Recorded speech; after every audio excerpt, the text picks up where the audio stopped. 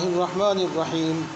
الحمد للہ رب العالمین والعاقبۃ للمتقین والصلاة والسلام علی سید الانبیاء والمرسلین محمد وآلہ واصحابہ اجمعین اما بعد باب الزکاة من الاسلام وقوله تعالی وما امروا الا ليعبدوا الله مخلصین له الدین حنفاء ويقيموا الصلاة ويؤتوا الزكاة وذلك دين القيمة.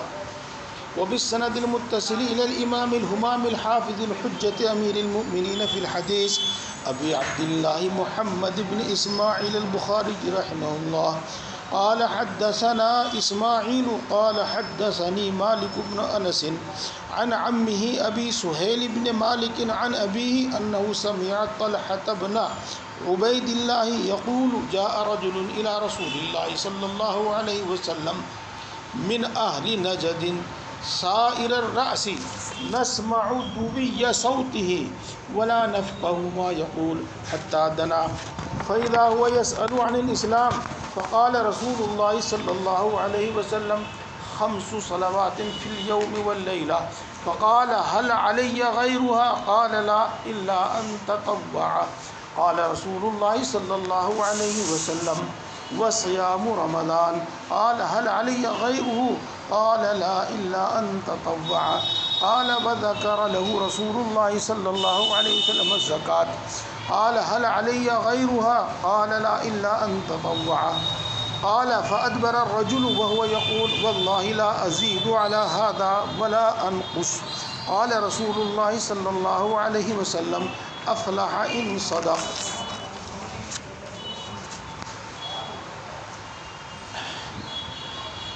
الزکاة من الاسلام، اس کے معنی آپ کو معلوم ہے، چونکہ یہ لفظ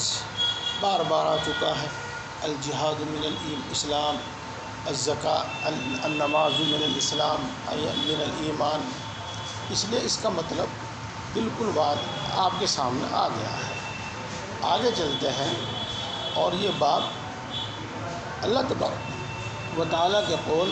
وما امروا الا ليعبدوا الله مخلصین له الدین حنفاء ويقيموا الصلاة ويؤتوا الزكاة وذلك الدين القیمہ کا ہے. یہ اس کا ترجمہ ہو گیا. اب آپ اس کے ساتھ سمجھیے گا وما امروا الا ليعبدوا الله کا مطلب کیا ہے. دیکھو میں مختصراً ترجمہ کر دوں، اور آپ حضرات ماشاءاللہ عالم ہیں، پہلے سے اس کے ترجمے سے اور بلکہ مطلب سے بھی واقف ہیں. لم يكن الذين كفروا من اهل الكتاب والمشركين منفكين حتى تأتيهم البينة. اہل کتاب میں کے اور مشرکین میں کے کافر اپنے کفر سے، اپنی گمراہی سے باز آنے والے نہیں تھے حتیٰ کہ ان کے پاس ایک واضح دلیل آئے. اس واضح اور روشن دلیل سے مراد رسول اللہ صلی اللہ علیہ وسلم ہے، اور اس واضح اور روشن دلیل سے مراد وہ کتاب ہے جو رسول اللہ صلی اللہ علیہ وسلم لے کر آئے، یعنی قرآن پاک. واضح اور روشن دلیل، اس کو سراج منیر سے اس کی تعبیر کی جاوے. سراج منیر یعنی دن کا سورج، چمکنے والا سورج. یہ اور اس کا مطلب یہ بیان کرتے ہیں مفسرین کرام کہ اس سے پہلے جتنے انبیاء کرام علیہ السلام آئے، اگرچہ ان کے مراتب میں بھی تفاضل تھا، کوئی کسی سے بڑھا تھا، بڑھ کر تھا، کوئی کسی سے گھٹ کر تھا. اس لیے ان کی مثال تھی رات کے چاند اور تاروں کی طرح. یہ اور رسول اللہ صلی اللہ علیہ وسلم کی مثال ہے سورج کی طرح. اور چونکہ اس سے پہلے دنیا میں انسانوں کی آبادی کم اور ان کی گمراہی بھی کم، اس واسطے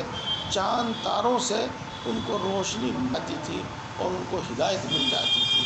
جب زمین پر آدمیوں کی تعداد بہت زیادہ ہو گئی اور گمراہی بہت زیادہ ہو گئی تو گویا کہ اندھیرا اور تاریکی بہت زیادہ ہو گئی، تو اب ان کے واسطے چاند کی روشنی یا ستاروں کی روشنی کافی نہیں تھی، بلکہ ان کے واسطے اب سورج کی دن چڑھے سورج کی روشنی کی ضرورت تھی۔ اس واسطے اللہ تبارک و تعالیٰ نے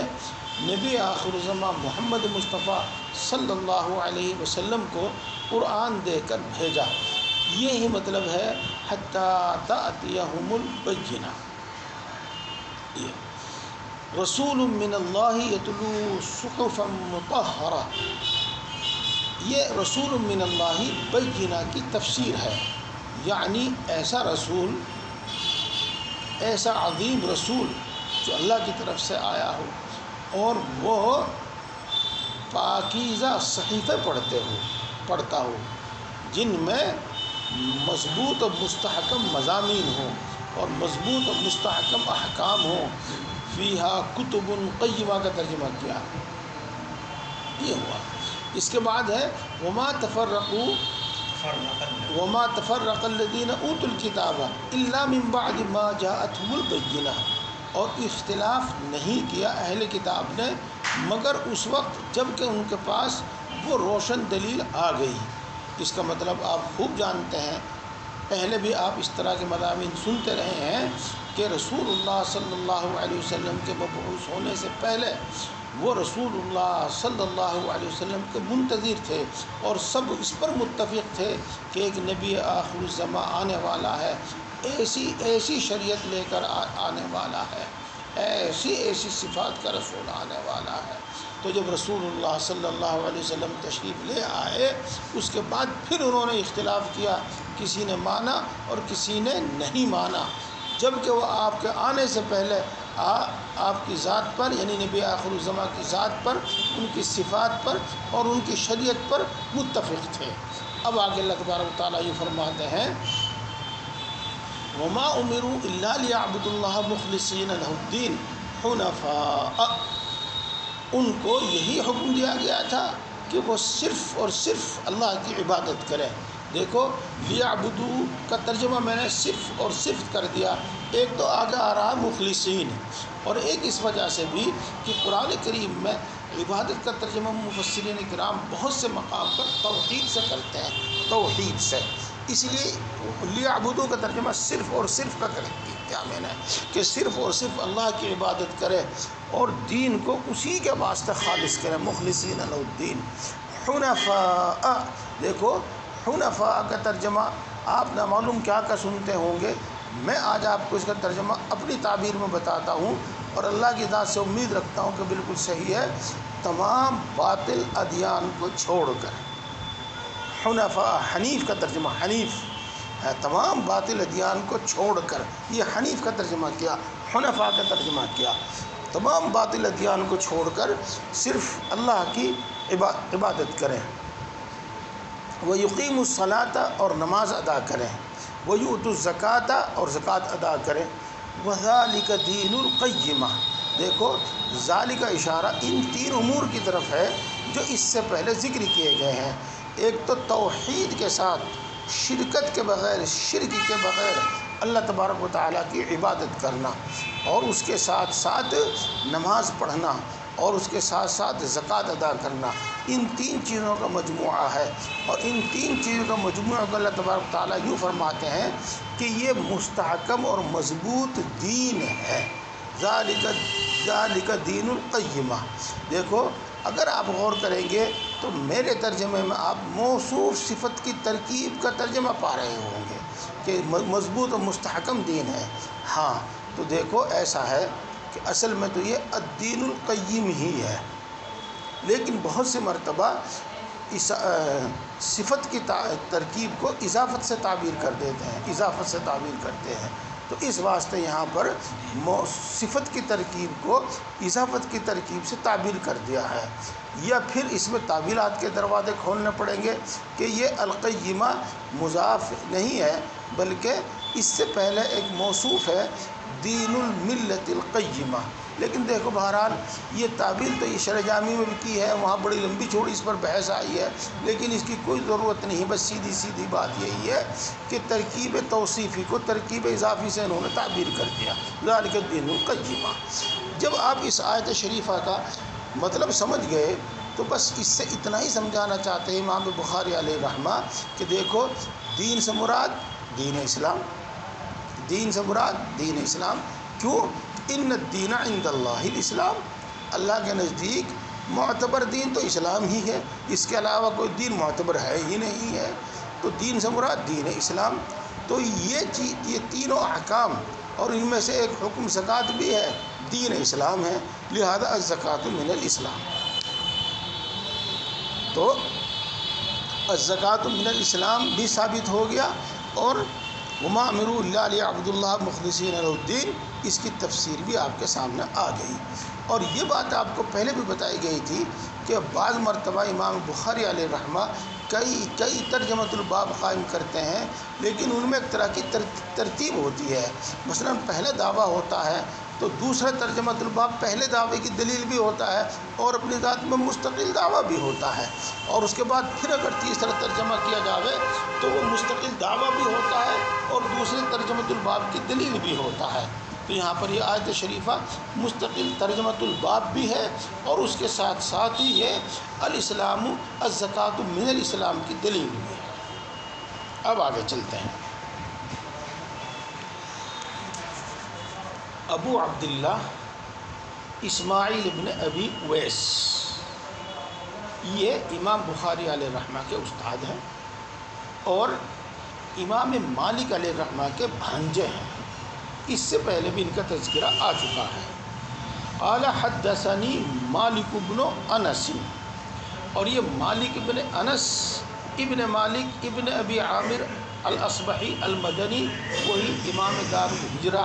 اور ائمہ اربعہ میں سے ایک امام مالک ہیں۔ تو اسماعیل ابن ابی اویس اپنے ماموں مالک ابن انس سے روایت کرتے ہیں، اور مالک ابن انس یہ اپنے چچا ابو سہیل سے روایت کرتے ہیں، ابو سہیل ابن مالک سے روایت کرتے ہیں، اور ابو سہیل اپنے باپ یعنی مالک سے روایت کرتے ہیں۔ امید ہے کہ سب کا سب کا ترجمہ بھی تعارف بھی حاصل ہو گیا، اور یہ بھی معلوم ہو گیا کہ یہ سب ایک ہی سلسلے کے سب مدنی ہیں اور ایک ہی خاندان کے ہیں، سمجھو۔ یہ انہ سمع طلحہ بن عبید اللہ، یہ طلحہ بن عبید اللہ مشہور صحابی ہیں اور عشرہ مبشرہ میں سے ہیں، اور ان 6 ارکان میں سے ہیں جن کے بارے میں یہ صراحت آئی کہ رسول اللہ صلی اللہ علیہ وسلم کا انتقال ہوا اس حال میں کہ وہ ان سب سے راضی تھے، یعنی زندگی بھر راضی تھے، مرتے دم تک ان سے راضی تھے۔ یہ ان خوش نصیب صحابہ میں سے ہیں اور ان خوش نصیب لوگوں میں سے ہیں۔ اور یہ کمال کی بات ہے کہ جنگ جمل میں ان کی شہادت ہوئی، جب حضرت عائشہ رضی اللہ تعالیٰ عنہ کی طرف سے تھے، جنگ جمل میں ان کی شہادت ہوئی۔ بس اتنی بات میں آپ کو بتا دوں، یہ بھی ہو سکتا ہے کہ علی کی طرف سے ہو، اور یہ بھی ہو سکتا ہے کہ حضرت عائشہ کی طرف سے ہو، یہ صراحت میرے سامنے نہیں آئی، یہ مجھے یاد نہیں رہی۔ قال جاء رجل یقول جاء رجل، یہ طلحہ بن عبید اللہ کہتے ہیں کہ ایک شخص رسول اللہ صلی اللہ علیہ وسلم کے پاس آیا اہل نجد میں سے، اہل نجد میں سے۔ یہ تو بات ہو گئی، اب آپ اسی اصول اور طریق کے مطابق جو بار بار آپ کے سامنے ذکر کیا گیا ہے کہ جب رجل مبہم ذکر آتا ہے، رجل مبہم کا ذکر آتا ہے حدیث پاک میں، تو محدثین اس کو متعین کرنے کی کوشش کرتے ہیں، تو یہاں رجل سے کون مراد ہے؟ تو دیکھو غالباً بین سطور لکھا ہوا ہے زمام ابن ثعلبہ، اور مشہور یہی ہے، اور شراح کرام اور محدثین اعدام زیادہ تر زمام ابن ثعلبہ ہی کا نام لیتے ہیں، اور اس کی وجہ یہ ہے کہ امام مسلم علیہ الرحمہ نے یہ حدیث پاک روایت کی، اور اسی کے بعد پھر متصلاً ایک دوسری حدیث روایت کی، اور اس میں زمام ابن ثعلبہ کا ذکر ہے، اس میں زمام ابن ثعلبہ کی صراحت ہے۔ تو بعض حضرات نے تو یہی کہہ دیا کہ یہ دوسری حدیث ہے، یہ مفصل حدیث ہے، اور جو پہلی حدیث ہے طلحہ بن عبید اللہ کی، یہ مختصر ہے، یعنی طلحہ بن عبید اللہ کی حدیث اس دوسری حدیث ہی میں کی مختصر حدیث ہے، اور یہ سوال کرنے والے ضمام بن ثعلبہ ہی تھے۔ لیکن بہت سے محدثین نے یوں فرمایا ہے کہ اس حدیث پاک کا مضمون بھی الگ ہے، اور اس حدیث پاک کا طرز بیان بھی یہ کہتا ہے کہ وہ الگ حدیث ہے اور یہ الگ حدیث ہے۔ اور اگر ان دونوں حدیثوں کو الگ الگ مانا جاوے تو پھر یہاں رجل جاء رجل الی رسول اللہ صلی اللہ علیہ وسلم، اس کو متعین نہیں کیا جا سکے گا ضمام بن ثعلبہ سے، اور اگر ان دونوں کو ایک حدیث مانا جاوے تو پھر یہ ضمام بن ثعلبہ ہے۔ بات سمجھ میں آ گئی؟ کوئی کنفیوژن تو نہیں رہا، کوئی اشتباہ تو نہیں رہا؟ اب آگے چلتے ہیں۔ من اہل نجد، تو دیکھو یہ بات آپ کو معلوم ہونا چاہیے کہ عرب کے علاقے، ہمارے ہندوستان میں بھی علاقوں کے الگ الگ نام ہوتے ہیں۔ ایک تو نجد ہے، اور وہ علاقہ ہے جس میں گویا کہ ریاض، شہر ریاض ہے، دمام ہے، ریاض ہے، یہ دمام ہے، یہ ہے۔ اور ایک ریاضت اور ایک کہلاتا ہے حجاز۔ تو یہ حجاز وہ علاقہ ہے جس میں مکہ مکرمہ اور مدینہ منورہ ہے۔ ویسے عرب کا علاقہ کئی طریقے سے تقسیم کیا جاتا ہے، تہامہ، نجف، تہامہ اور حجاز اور نجد، اور بھی کسی طریقے سے تقسیم کیا جاتا ہے۔ بہرحال یہ نجد وہ علاقہ ہے جو عراق سے ملتا ہوا ہے اور جس میں ریاض شہر واقع ہے۔ سائر الرأس، یہ سائر الرأس اگر آپ اس کو پڑھیں تو یہ حال ہوگا جاء رجل سے، اور آپ اس پر یہ اشکال نہ کریں کہ ذوالحال تو معرفہ ہوتا ہے اور حال نکیرہ ہوتا ہے، اور سائر الرأس یہ معرفہ ہے جبکہ حال ذوالحال رجل نکیرہ ہے، تو یہ معرفہ نکیرہ سے حال کیسے ہو سکتا ہے؟ تو یہ ایک سوال اگر کوئی کرے گا تو اس کا جواب یہ ہے کہ دراصل سائر الرأس اگرچہ مضاف ہے لیکن نکیرہ ہے، چونکہ یہ اضافت لفظی ہے، اور اضافت لفظی سے تعریف کا فائدہ حاصل نہیں ہوتا۔ آگے بات سمجھ میں؟ سوال جواب یہ پرانے ہو گئے، یہ قواعد اور اب ذہن میں نہیں ہیں۔ ہاں اچھا، اب اسی طرح اس کو سائر الرأس بھی پڑھ سکتے ہیں، اور اس صورت میں اس کو مبتدا محذوف کی خبر ماننا ہوگا، وَهُوَ سائر الرأس، اس طریقے سے وہ بھی ماننا پڑے گا اور سائر الرأس بھی ماننا پڑے گا، مرفوع بھی ہو جائے گا اور ضمیر بھی ہمیں محذوف ماننی پڑے گی، اس واسطے کہ پھر بھی یہ جملہ ہو کر حال ہی ہوگا، اور جملہ اسمیہ جب حال ہوتا ہے تو وہاں پر ضمیر کو واو کا لانا ضروری ہوتا ہے، تو اس واسطے وہ سائر الرأس اس طرح سے ہوگا۔ اب آپ سمجھیے گا سائر کے معنی آتے ہیں بکھرے ہوئے، تو سائر الرأس کا ترجمہ آپ کریں گے بکھرے ہوئے بال، اور اس کو بکھرا ہوا سر بھی کہہ سکتے ہیں، اس واسطے کہ جب آدمی کے بال بکھرے ہوئے ہوں تو ان کو دونوں طریقے سے تعبیر کر دیا جاتا ہے، اور دونوں طریقے سے تعبیر کیا جا سکتا ہے بکھرے ہوئے بال یا بکھرا ہوا سر، اس لیے کہ سر کا بکھرنا وہ بالوں کا بکھرنا ہے، اور مطلب دونوں کا ایک ہی ہوتا ہے۔ اور آپ جانتے ہیں کہ ظرف بول کر مظروف مراد لیا جاتا ہے، تو محل بول کر حال مراد لیا جاتا ہے، تو ایسے ہی یہاں پر سر بول کر اس کے اندر جو مظروف ہے بال وہ مراد لیے گئے، اور محل بول کر جو اس میں حال ہے اترا ہوا ہے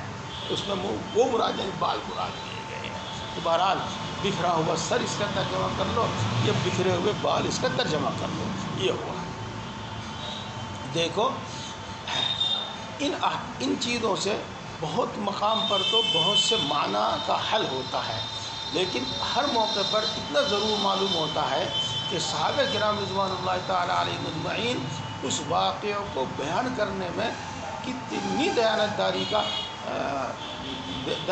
سے کام لیتے ہیں کہ جو کچھ انہوں نے دیکھا اس کو پورا روایت کرتے ہیں اکثر و بیشتر، اور اس میں کسی چیز میں کمی نہیں کرتے۔ یہ اچھا جی، نسمع دوی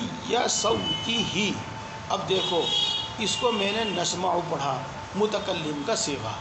اور اس کو پڑھا دوی صوتہ دال کے فتح کے ساتھ اور یا کے نصب کے ساتھ، تو دال میں فتح بھی ہے اور دال میں ضمہ بھی ہے، دبی یو بھی پڑھا جاتا ہے اس کو، اور یو بھی پڑھا جاتا ہے، دونوں طریقے سے اس کو پڑھا جا سکتا ہے۔ لہٰذا دال پر ضمہ پڑھ لیا جاوے یا دال پر فتح پڑھ لیا جاوے۔ اور جب ہم اس کو نسمع پڑھیں گے تو دبی یو دبی یا یہ اس کا مفعول بھی ہوگا، اس کو منصوب پڑھا جاوے گا۔ اور اس میں روایت جس طریقے سے متکلم کی ہے اسی طریقے سے اس میں روایت صیغے کی بھی ہے، وہ غائب کا صیغہ بھی ہے، اور اس صورت میں وہ مجہول ہوگا، جیسے کہ آپ حاشی میں لکھا ہوا دیکھتے ہیں۔ تو اس صورت میں اس کو یسمع دبی یا دوی صوتہ، اور اس صورت میں یسمع کا نائب فاعل ہوگا۔ یہ بات اس طریقے سے ہو گئی آگے۔ اب یہ تو لفظی بحث تھی، اب اس کے معنی کی بحث سنیے گا آپ۔ دبی جن یا دوی جن، وہ بلند آواز جو سنائی تو دے لیکن اس کا معنی اور مفہوم کچھ سمجھ میں نہ آ رہا ہو، اس کا معنی اور مفہوم کچھ سمجھ میں نہ آ رہا ہو، اس کو کہتے ہیں دبی جن، یا کہتے ہیں دبی الصوت، اس کو کہتے ہیں۔ دیکھو اس کے دو معنی ہماری، دو تعبیر ہیں ہماری اردو میں۔ ایک تو تشبیہ کے ساتھ ہے جس کو ہم کہتے ہیں بھن بھناہٹ، یعنی جس طریقے سے مکھی بھن بھناتی ہے، بلند آواز اس کی ہوتی ہے لیکن اس کا کوئی مفہوم مطلب سمجھ میں نہیں آتا، اس کو بھی دبی جن کہتے ہیں۔ اور اس کو کہتے ہیں ہمارے یہاں بڑبڑاہٹ، بڑبڑانا، یعنی بول تو رہا ہے آواز سے یا پست آواز سے بول تو رہا ہے لیکن اس کا کچھ مفہوم مطلب سمجھ میں نہیں آ رہا ہے، اس کو ہمارے یہاں بڑبڑانا کہتے ہیں۔ تو خیر اب اس کو آپ بھن بھناہٹ کہہ لو یا بڑبڑانا کہہ لو، جو بھی ترجمہ آپ اسے کرنا چاہیں کر لیں، یہ بات ہوئی۔ ولا نفقہ ما یقول، اور ہم نہیں سمجھ پا رہے تھے وہ کیا کہہ رہا ہے۔ تو دیکھو جس طریقے سے نسمع کو متکلم کے صیغے کے ساتھ بھی پڑھا ہے اور غائب مجہول کے صیغے کے ساتھ بھی پڑھا ہے، اسی طریقے سے نفقہ بھی جب آپ نسمع پڑھیں گے تو اس کو نفقہ پڑھیں گے، اور جب آپ اس کو یسمع پڑھیں گے تو اس کو یفقہ پڑھیں گے۔ اور نفقہ ولا یفقہ، تو وہ سمجھ میں کچھ نہیں آ رہا تھا وہ کیا کہہ رہے تھے، یہ بات ہو گئی۔ اب آپ سمجھیے گا یہاں پر، اور ایک طالب علم کا اور ایک عالم کا ذہن اس طرف چلنا چاہیے کہ وہ بڑبڑا کیوں رہا تھا، کیا معاملہ تھا، بڑبڑانے کا کیا تھا۔ تو دیکھو محدثین کرام ہر بات کی تحقیق کرتے ہیں اور صرف ایک حدیث پر اکتفا نہیں کرتے، بلکہ وہ دیکھتے ہیں کہ یہ حدیث کس نے روایت کی، کس سند سے روایت کی، کس نے اختصار کے ساتھ، کس نے تفصیل کے ساتھ، کس نے اس کا پس منظر بھی بیان کیا، کس نے صرف حدیث بیان کر دی۔ وہ ان سب چیزوں کو جمع کرتے ہیں اور مختلف اسناد سے ذکر کرنا اور مختلف عبارتیں کے ساتھ، متن کے ساتھ ذکر کرنا، اس کا فائدہ یہی ہے کہ اصل مفہوم اور اصل بات تک رسائی ہوتی ہے۔ تو یوں کہتے ہیں کہ دراصل یہ جو جس خاندان کا یہ شخص تھا، زمام ابن ثعلبہ یا کوئی دوسرا شخص، اس کو ان کے قبیلے والوں نے قاصد بنا کر بھیجا تھا اور تحقیق کے واسطے بھیجا تھا، یعنی ان کو رسول اللہ صلی اللہ علیہ وسلم کی دعوت پہنچی تھی اور رسول اللہ صلی اللہ علیہ وسلم کی نبوت کے بارے میں ان کو معلوم ہوا تھا، دین اسلام کے بارے میں معلوم ہوا تھا۔ تو ان سب نے اس شخص کو اپنا قاصد بنا کر بھیجا کہ وہ تحقیق کر آوے کہ اسلام کیا چیز ہے، مثلاً اگر ہم محمد پر ایمان لاتے ہیں تو ہمیں کیا کیا کرنا ہوگا، مثلاً اگر ہم اسلام قبول کرتے ہیں تو ہمارے دل میں کیا کیا ہوگا۔ تو یہ معلوم کرنے کے واسطے اس کو قاصد بنا کر بھیجا تھا، اور ایسا معلوم ہوتا ہے، محدثین فرماتے ہیں کہ ایسا معلوم ہوتا ہے کہ ان لوگوں نے اس کو قاصد بناتے وقت کچھ متعین سوالات دیے تھے کہ تمہیں یہ پوچھنا ہے، تمہیں یہ پوچھنا ہے، تمہیں یہ پوچھنا ہے، تمہیں یہ پوچھنا ہے، اس طریقے سے کل متعین سوالات اس کو دیے تھے۔ تو یہ شخص ان متعین سوالات کو بار بار ذکر کر رہا تھا تاکہ بھول نہ جاوے، تاکہ ان میں سے کچھ رہ نہ جاوے۔ تو یہ تھی وہ بڑبڑاہٹ، اور یہ تھا دوئی الصوت اس کی، یہ حتیٰ دنا، حتیٰ کہ وہ رسول اللہ صلی اللہ علیہ وسلم کے قریب ہو گیا۔ دیکھو دنا ہمارے قریب ہو گیا، یہ رسول اللہ صلی اللہ علیہ وسلم کے قریب ہو گیا، دونوں کا مطلب ایک ہی ہے، لیکن دوسری جو مفصل حدیث ہے اس سے معلوم ہوتا ہے کہ رسول اللہ صلی اللہ علیہ وسلم اور صحابہ کرام رضوان اللہ تعالیٰ علیہ مجمعین ایک مجلس میں موجود تھے، تو یہ شخص اس مجلس میں آیا اور اس نے کہا من محمد منکم، تم میں سے محمد کون ہے؟ کیونکہ وہ پہچانتا نہیں تھا، اور رسول اللہ صلی اللہ علیہ وسلم کی کوئی امتیازی شان ہوا نہیں کرتی تھی جیسے کہ آج کل کے بزرگوں کی ہوتی ہے بڑی نمایاں شان۔ تو ان میں سے کسی شخص نے کہا یہ گورا چٹا شخص جو تکیہ ٹیک لگائے ہوئے بیٹھا ہے یہ محمد ہے۔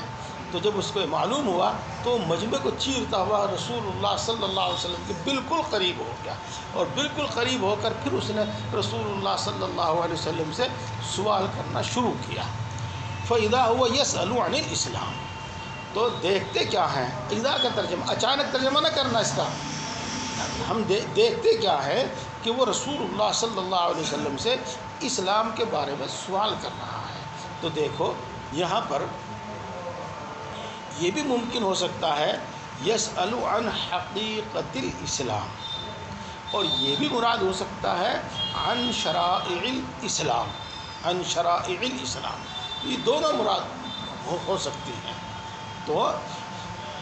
اس کا مقصد و منشا رسول اللہ صلی اللہ علیہ وسلم سمجھے اور شرائع اسلام سے اس کا جواب دیا۔ تو معلوم یہ ہوا کہ یہاں پر یسأل عن الاسلام کا مطلب ہے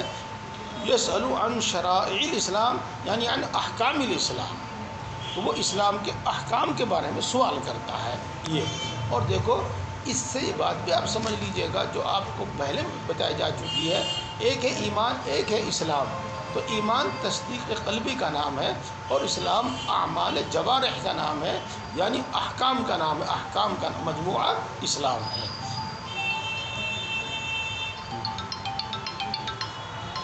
13 پہ آ گیا، 11 پہ بس ٹھیک ہے، وہ بات نہیں چھوڑ